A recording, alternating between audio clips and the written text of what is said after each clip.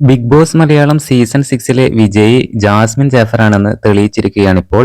ആരാധകരെ കണ്ട് Jasmine ഞെട്ടിപ്പോയിരിക്കുകയാണ്. Big boss ഹൗസിനകത്തുള്ളപ്പോൾ ഏറ്റവും കൂടുതൽ വിമർശനങ്ങൾ ഏറ്റുവാങ്ങിയ ഒരു മത്സരാർത്ഥി തന്നെയാണ് ജാസ്മിൻ ജാഫർ. എന്നാൽ ഇപ്പോൾ ആരാധകരെ കൊണ്ട് പുറത്തിറങ്ങാൻ പറ്റാത്ത അവസ്ഥയിലാണ്. ഫാൻസ് മീറ്റിന് ഒത്തിരി പേരാണ് വിവിധ സ്ഥലങ്ങളിൽ നിന്നും ജാസ്മിനെ കാണാനായിട്ടെത്തിയത്.